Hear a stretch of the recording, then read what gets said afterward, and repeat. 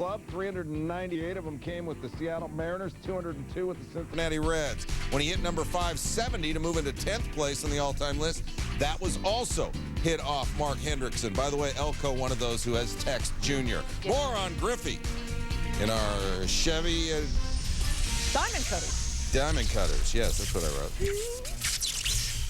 So the chase ends Monday. Ken Griffey Jr. has arrived at 600 home runs alongside John Kruk, Eric Young, and Buck Showalter. I'm Steve Berthume Jr., the 6th member of the 600 home run club. Only Ruth, Sosa, and Bonds got there faster. Buck, did you see this coming way back when it all started? Well, you could see he had a lot of talent. I can tell you one thing. I got a good look at him back in 1990. He was only, I think it was his first full year in the big leagues. And the thing that strikes me watching Ken Griffey hit a 600 home run is what an exemplary guy he's been in the big leagues. And this is his 20th year in the big leagues. You don't read about this guy being in any trouble. His name's mentioned anything. This guy, he laughs easily. That's what I love about him. You can tell he loves the game. His mom and dad got to be so proud of him. Watching him go around first base tonight reminded me so much of his dad. And you know, hats off to him. There's a covenant that he's lived up to about being a major league player. He's been a lot of fun to watch, both on and off the field. EY? Well, coming up as a major leaguer, you always want to, you know, be like either Barry Bonds in the National League, Ken Griffey Jr. in the American League. Then I got my first chance to see him in the National League when he played for Cincinnati. But the thing that I was impressed about him the most was how he relate his feelings and how he feel about the game to players. Like, he didn't just keep all his secrets to himself. If there was a problem you were having or something, like, he would come by the cage, he would offer advice at all times. And he was that way friendly with not only his teammates, but the opposing players as well. I think the big thing for me when you think about Ken Griffey Jr. is the adversity he's had to go through once he's got to Cincinnati. You remember now, he's following his father's footsteps, playing on the Big Red Machine, wanted to go back home to play, a high school graduate of a high school in Cincinnati, Moeller High School.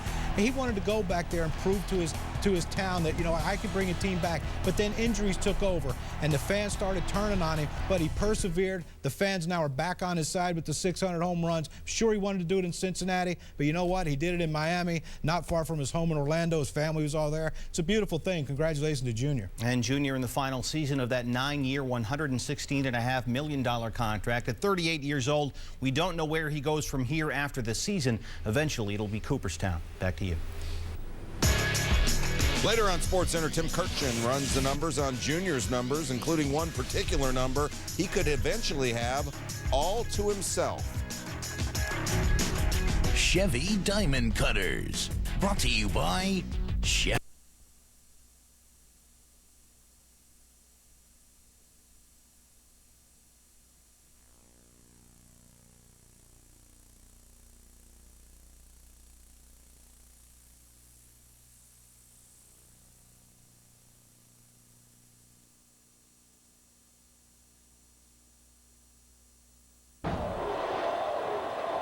So they meet again.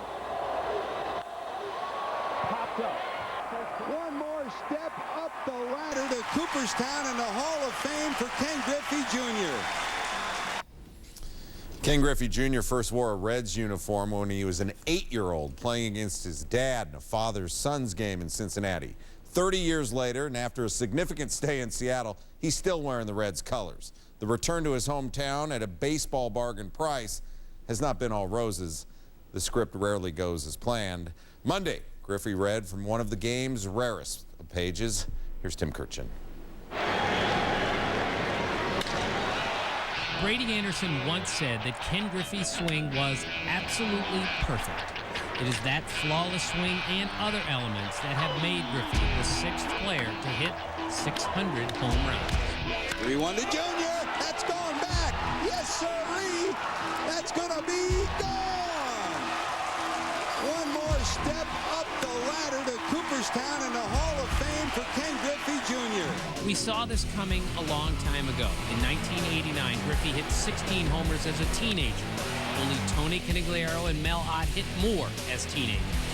One of those homers came directly after one hit by his father, a first in baseball history. Whoa! He decided to challenge him, and that was not a good idea. In 1993, Griffey homered in 8 consecutive games, tying the record held by Dale Long and Don Mattingly. On a check swing, well hit ball, and there it goes. Number 300 for Ken Griffey Jr. Griffey is the second youngest player to reach 300 homers and the second youngest to 350, 400, and 450. He stayed back, all right. Ripped to center field. Back, gone! He hit 40 homers 7 times and 50 twice, back-to-back in 1997-98 when he hit 112 home runs.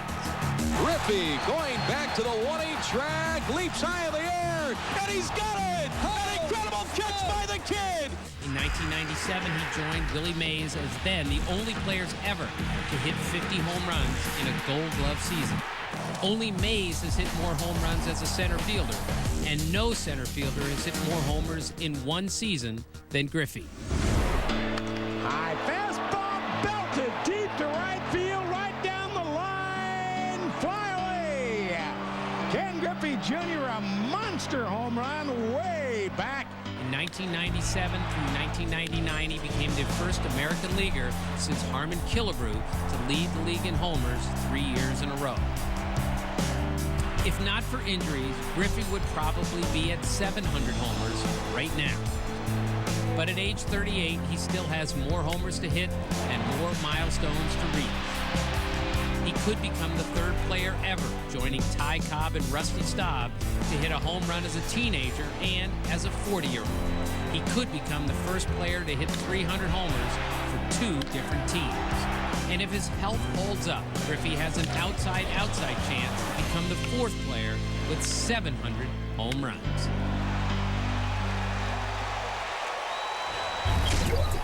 How's this for a question? Who's the greatest home run hitter of this era? There's no asterisk next to any of those names here. Sports Nation, log on. Later on, we'll tell you what you told us on this here program. Question of the night. Brought to you by Warner Brothers' new motion picture, Get Smart. In theaters Friday, June 20th. You name it, it happened.